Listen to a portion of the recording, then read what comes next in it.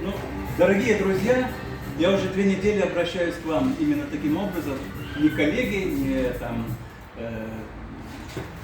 соратники, а называю просто вас друзьями. Так что мое традиционное обращение на самосборе – это дорогие друзья.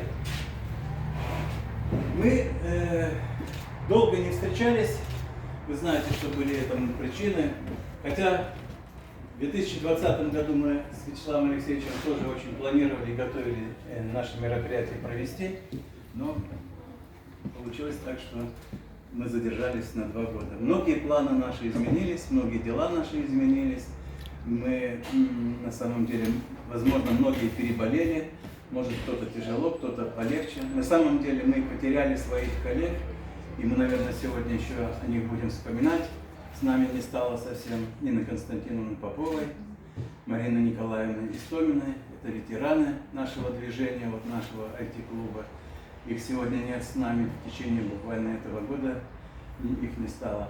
Ну, я думаю, что у нас были и новые интересные мероприятия, новые дела, новые знакомства, творческие успехи. И традиционно вот наши мероприятия, которые мы проводим летом, а иногда еще и зимой проводили, оно проводится на самом деле у нас, получается, с 2009 года, можно посчитать, сколько это лет. И вот хроника всех наших дел, она запечатлена вот в этой презентации, я думаю, что вы видели, и те участники, которые не первый год в наш клуб приходят, они могли себя здесь тоже увидеть. Ну, что я хочу пожелать? Успехов нам.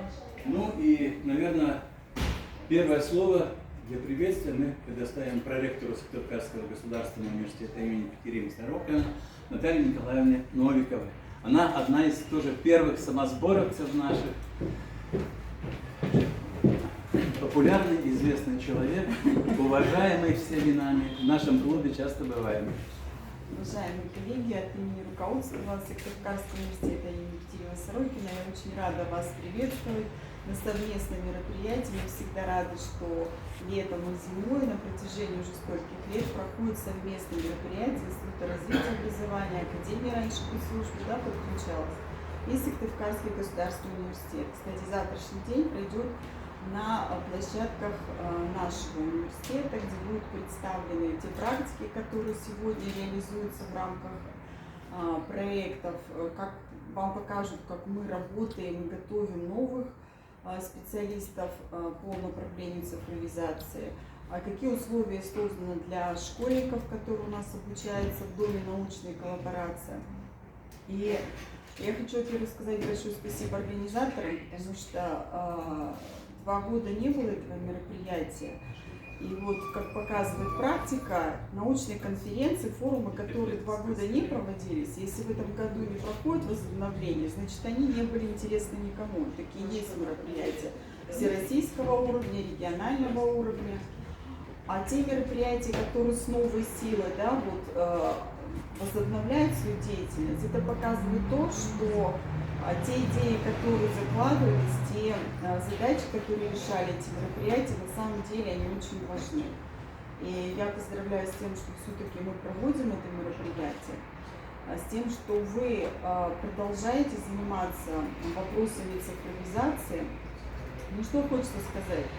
Недавно, на прошлой неделе прошел вебинар Российской академии образования. Лично слышала я Роберта Рен, который является директором Института информатизации. Я все хотела услышать что-то новое, сверхактуальное.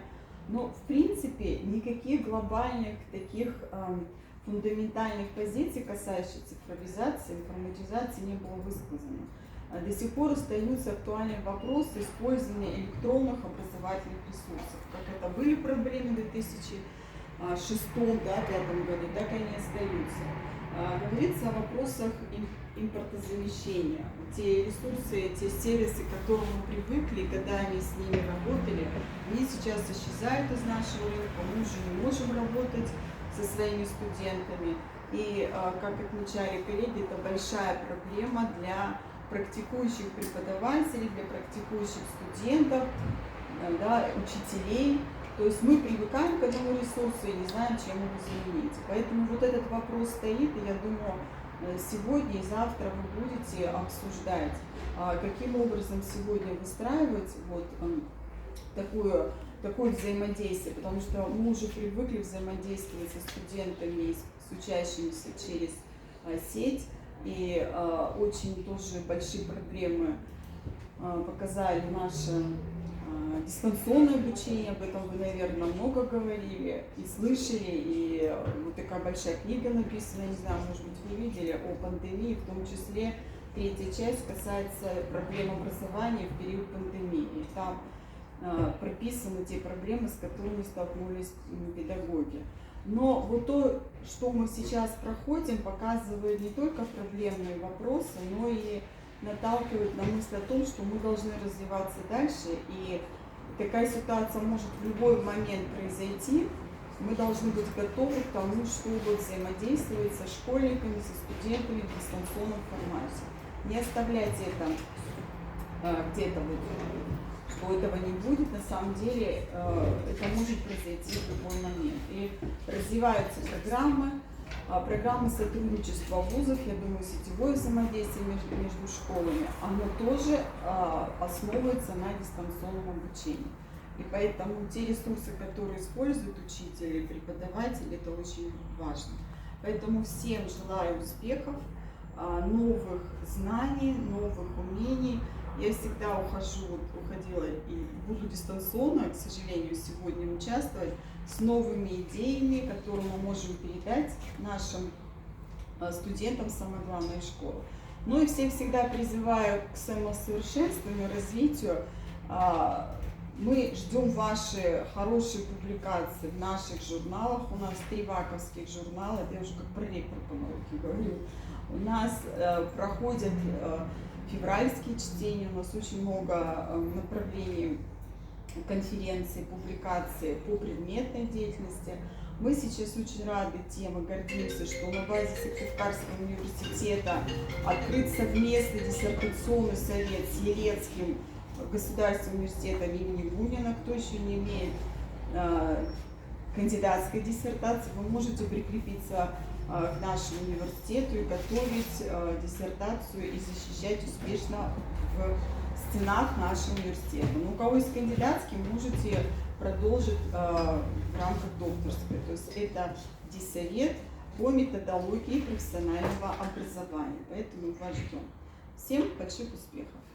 Спасибо. Уважаемые